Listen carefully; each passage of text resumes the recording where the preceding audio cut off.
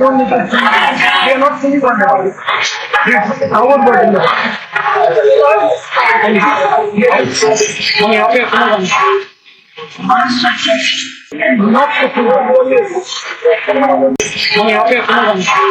Video को देखिए, ये बीजेपी ने ट्वीट किया जिसमें राहुल गांधी के लिए बाकायदा टेक्स्ट लिखे कि राहुल क्या कह रहे हैं। बीजेपी का दावा है, राहुल कह रहे हैं हम वंदे मातरम नहीं गा रहे हैं, हम यहां पर अपना वंदे मातरम गा रहे हैं। राहुल ने कहा हम यहां पर वंदे मातरम, अपना वंदे मातरम गा रहे हैं, हमें गाने की जरूरत नहीं है। वो कह रहे हैं हम वंदे मातरम नहीं गा रहे हैं।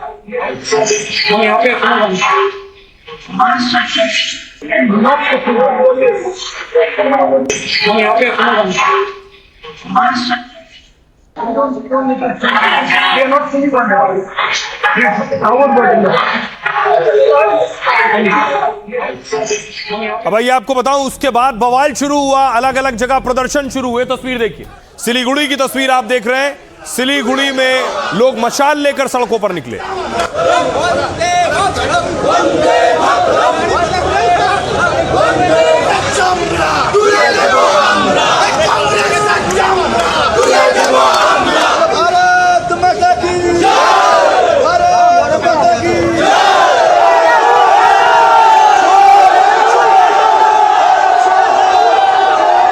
देश को तोड़ने के लिए एक ही शक्ति, एक ही मुद्दा काम करिए, जिसको हम लोग नेशनल कांग्रेस बोलते हैं। तो बीजेपी बेशक अब इस मुद्दे को और बड़ा करने की कोशिश करेगी। सिलीगुड़ी में देखिए, सिलीगुड़ी के बाद श्रीनगर की तस्वीर आप देख रहे हैं। श्रीनगर में भी प्रदर्शन हुआ।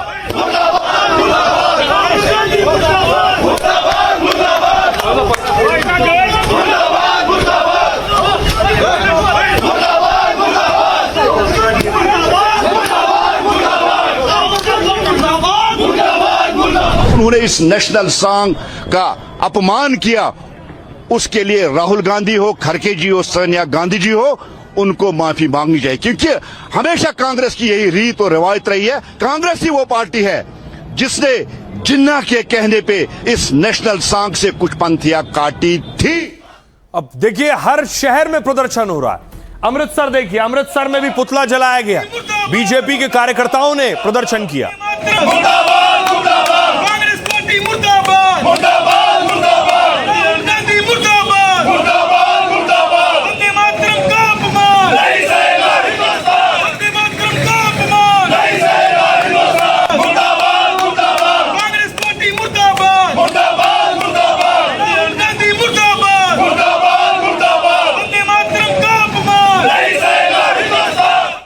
चाहे जंतर मंतर हो या संसद हो, विपक्ष ने कोशिश की है बीजेपी को घेरने की। अब कांग्रेस पार्टी ने मुद्दा दिया है विपक्ष को घेरने का। इसलिए बीजेपी देखिए भोपाल में भी प्रदर्शन कर रही थी, भोपाल में भी सड़कों पर उतरी है।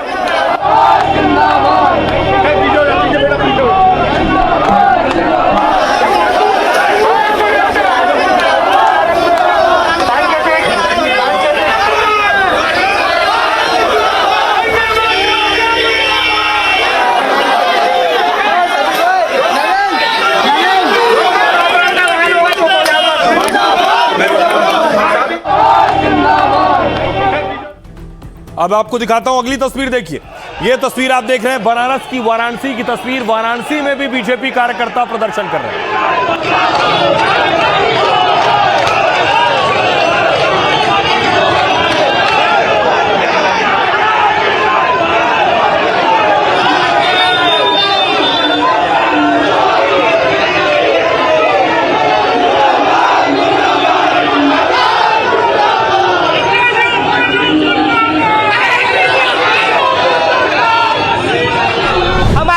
गीत का अपमान हुआ है। ये कांग्रेस पार्टी के चाल और चरित्र और देशभक्ति को दर्शाता है कि ये पूर्णतः इनके डीएनए में इटली का डीएनए है और कांग्रेस पार्टी के शहजादे का कनेक्शन देश के बाहर के उन गतिविधियों के साथ शामिल है जो कि देश को बर्बाद करना चाहते हैं। तो देखिए, बीजेपी ने न सिर्फ बनारस, भोपाल, बल्कि गुजरात लिए चलता हूं। गुजरात में देखिए, सूरत में प्रदर्शन किया है बीजेपी के कार्यकर्ताओं ने, पोस्टर लेकर प्रदर्शन किया।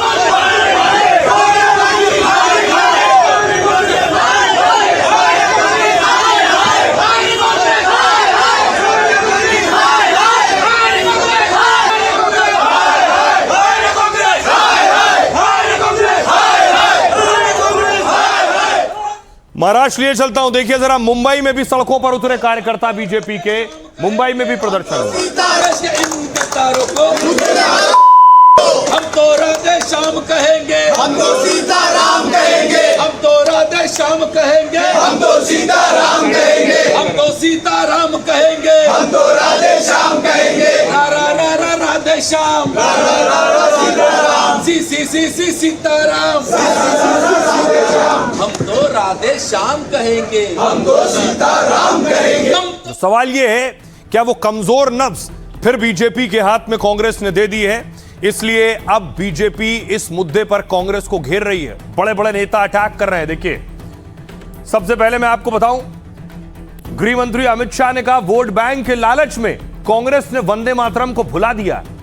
राष्ट्रगीत का फिर से सम्मान सोनिया जी को रास नहीं आ रहा है। गृह मंत्री अमित शाह ने कहा है, कोई सपने में भी कैसे सोच सकता है कि वंदे मातरम अधूरा छोड़ दिया जाए।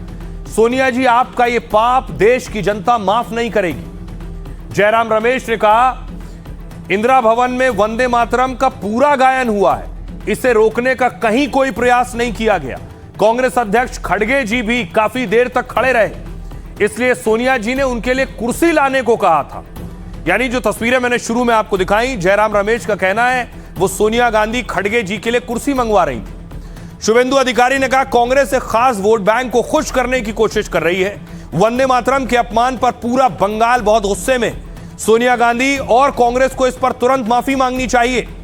पवन खेड़ा ने कहा, कांग्रेस के कार्यक्रमों में वंदे मातरम का वही हिस्सा गाया जाता है जो अक्टूबर 1937 की कांग्रेस की समिति में तय किया गया था। सुमित्रो चटर्जी, जो कि बंकिम चंद्र चटर्जी के वंशज हैं, 1937 में जिन्ना की आपत्ति के बाद कांग्रेस ने इसे छोटा किया था, यानी वंदे मातरम को। सोनिया गांधी और कांग्रेस को अपमान पर आत्ममंथन करना चाहिए। उन्हें देश और बंगाल के लोगों से बिना शर्त माफी भी मांगनी चाहिए। शकील अहमद कह रहे हैं, कांग्रेस नेता, देश में कई लोग पूरे वंदे मातरम को नहीं मानते और जो हुआ वो कांग्रेस की परंपरा के मुताबिक था, इसलिए अच्छा लगा कि कांग्रेस नेतृत्व ने ऐतराज जताया है। गिरिराज सिंह ने कहा, वंदे मातरम का अपमान मतलब भारत माता का अपमान है। कांग्रेस ने पहले प्रधानमंत्री मोदी को गालियां दी, देश को बदनाम किया और अब वंदे मातरम का अपमान कर रहे हैं, जिसे बर्दाश्त नहीं करेंगे। सुनिए, यह आसानी से ठंडा होने वाला नहीं है ये विवाद। सियासतदान क्या कहना है? कोई स्वप्न में भी कैसे सोच सकता है कि वंदे मातरम उसका गान अधूरा छोड़ दिया जाए?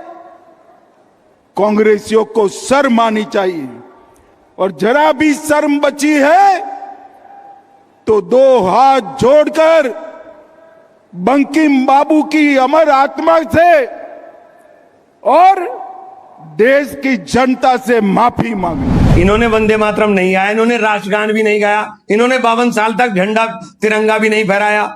ये अंग्रेजों की गुलामी करते थे, और जब आजाद हिंद फौज बन रही थी उस वक्त इनके नेता आजाद हिंद फौज के अंदर भर्ती को रोकने के लिए लगातार लगे हुए थे।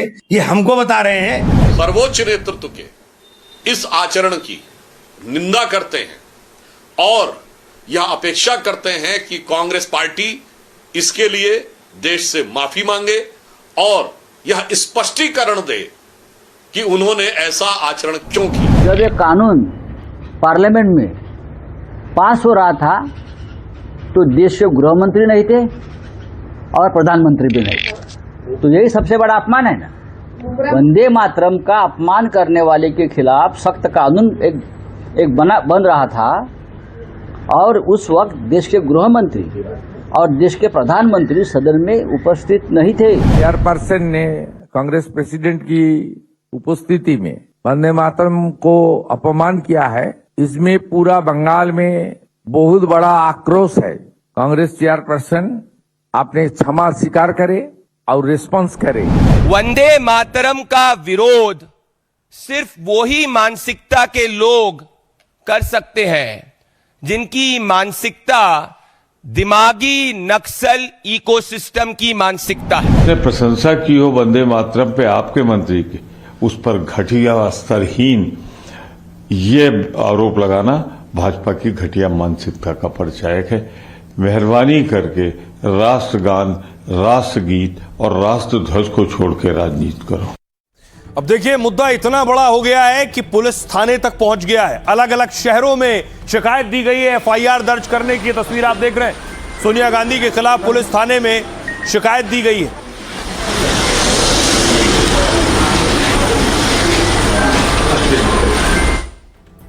अब देखिए, अलग अलग शहरों में शिकायत दी जा रही कि एफआईआर की जाए। वंदे मातरम के गायन पर कांग्रेस और सोनिया गांधी विवादों में है। देश में कई जगह सोनिया गांधी के खिलाफ शिकायत दर्ज हुई है। सोनिया गांधी के खिलाफ एफआईआर दर्ज कर गिरफ्तारी की मांग होने लगी। बेंगलुरु में देखिए, बीजेपी नेता ने सोनिया गांधी के खिलाफ लिखित शिकायत दर्ज कराई। आरोप लगाया कि सोनिया गांधी ने वंदे मातरम का अपमान किया है। 15 अगस्त को दिल्ली में कांग्रेस कार्यालय में ध्वजारोहण हो रहा था, तब सोनिया गांधी ने वंदे मातरम को बीच में रोकने को कहा। उन्होंने प्रोटोकॉल तोड़ा और राष्ट्रगीत के प्रति अनादर दिखाया। यह शांति भंग करने के इरादे से जानबूझकर किया गया काम है, इसलिए सोनिया गांधी पर एफआईआर दर्ज कर कड़ा कानूनी एक्शन हो। अगर पुलिस ने एफआईआर दर्ज नहीं की तो हम हाईकोर्ट जाएंगे, कहा गया बेंगलोर में। दिल्ली में देखिए, हिंदू सेना ने सोनिया गांधी के खिलाफ शिकायत दर्ज कराई। दिल्ली पुलिस कमिश्नर को मेल कर निष्पक्ष जांच की मांग की है। सामने आए वीडियो और कार्यक्रम की पूरी रिकॉर्डिंग की जांच हो। अगर राष्ट्रगीत की गरिमा को ठेस पहुंचाने की बात प्रमाणित होती है तो कानून के मुताबिक उनके खिलाफ उचित कार्रवाई की जानी चाहिए। यह शिकायत सियासी द्वेष नहीं, वंदे मातरम के सम्मान में दर्ज कराई गई है। वाराणसी में सोनिया गांधी के खिलाफ तहरीर दी गई है कि सारनाथ क्षेत्र के एक पूर्व प्रधान ने यह शिकायत दर्ज कराई है। कहा, राष्ट्रगीत को बीच में रोकने से राष्ट्रीय भावनाएं आहत हुई हैं। मामले की जांच कर इस मामले में कड़ी कानूनी कार्रवाई की जानी चाहिए। सुनिए शिकायतकर्ता क्या कह रहे हैं और सियासतदान क्या कह रहे हैं। कल कांग्रेस ऑफिस में ध्वजारोहण कार्यक्रम में वंदे मातरम बजाया गया था। सोनिया गांधी ने कार्यक्रम को बाधित किया और हमने देखा है, देश ने देखा है, वो अपने पार्टी कार्यकर्ताओं को वंदे मातरम रोकने के लिए कह रही थी और निर्देश दे रही थी। इसलिए हमने उर्वा पुलिस थाने में अनुरोध किया है कि सोनिया गांधी के खिलाफ एफआईआर दर्ज करें और दंडात्मक कार्रवाई करें। हमने आधिकारिक शिकायत दर्ज की है और अगर राज्य कांग्रेस सरकार और पुलिस विफल रहती है तो मैं कर्नाटक हाई कोर्ट में पीसीआर दायर करूंगा और मुझे कानून और अदालत पर पूरा भरोसा है। वीडियो का और वंदे मातरम का कतई दूर दूर तक संबंध नहीं।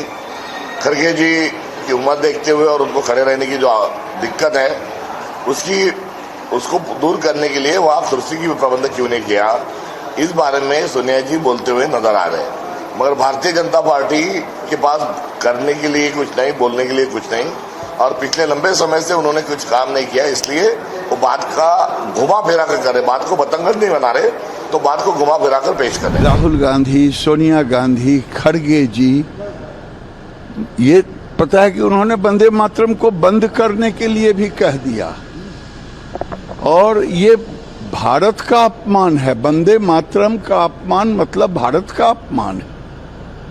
वो आजकल अपने से बाहर नहीं निकल पा रहे हैं। वंदे मातरम हमारे जीवन की संस्कृति है, सनातन। ये सनातन विरोधी लोग हैं।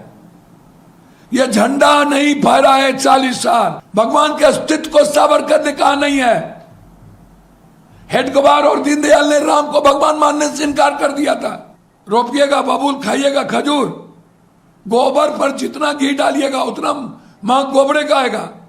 इन लोगों के पास कोई एजेंडा नहीं है। वंदे मातरम का अपमान करके कांग्रेसियों ने फिर से यह संदेश दिया है कि जिस तुष्टीकरण की घटिया घिनौनी भारत विरोधी राजनीति के कारण 1947 में देश का बंटवारा हुआ, अलग पाकिस्तान बना, उसी के बीज बोने का काम एक बार फिर से कांग्रेस पार्टी के द्वारा किया गया है।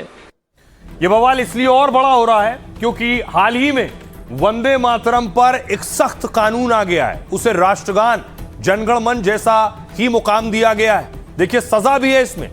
वंदे मातरम बिल हाल ही में दोनों सदनों में पास हुआ है और राष्ट्रपति की मंजूरी के बाद कानून का दर्जा भी मिल चुका है। नए कानून में इसे राष्ट्रगान और राष्ट्रध्वज जैसा दर्जा मिला है। मतलब कोई शख्स अगर वंदे मातरम का अपमान करता है तो उसके खिलाफ आपराधिक कार्रवाई की जा सकती है। अगर वो जानबूझकर वंदे मातरम के गायन में बाधा डाले, वंदे मातरम या उससे जुड़े कार्यक्रम को जानबूझकर बाधित करे, राष्ट्रगीत का सार्वजनिक रूप से अपमान या अनादर करे, ऐसी हरकत करे जिसे कानून अपमान की कैटेगरी में माने, अपमान पर 3 साल तक जेल है, जुर्माना या दोनों हो सकते हैं। अगर कोई शख्स दूसरी बार या बार बार ऐसा अपराध करता है तो उसे कम से कम 1 साल की जेल की सजा अनिवार्य है। ये नियम जानबूझकर किए गए अपमान या रुकावट पर लागू होते हैं। अगर अनजाने में नियम के पालन में गलती होती है तो राहत संभव है। आधिकारिक कार्यक्रमों में गीत के सभी 6 अंतरे गाए जाएंगे और वंदे मातरम की कुल अवधि करीब 3 मिनट 10 सेकंड होगी। पहले आमतौर पर केवल 2 अंतरे ही गाए जाते थे। सिनेमा हॉल या निजी कार्यक्रम में वंदे मातरम जरूरी नहीं है। यह कानून किसी को जबरन गीत गाने के लिए मजबूर नहीं करता है, बल्कि वंदे मातरम पर जानबूझकर रुकावट या अपमान को रोकता है। सुनिए क्या कह रहे हैं शहनवाज हुसैन और वारिस पठान। कोई वंदे मातरम का अपमान नहीं कर सकता। लोगों को प्यार से बोलना चाहिए वंदे मातरम, जोर से बोलना चाहिए वंदे मातरम, क्योंकि वंदे मातरम राष्ट्रगीत है और इस पर अब कानूनी मोहर भी पार्लियामेंट में लगा दिया गया है। अब वंदे मातरम का कोई अपमान करने की हिम्मत नहीं करेगा। वंदे मातरम नेशनल सॉन्ग, इसको मैंडेटरी नहीं कर सकते।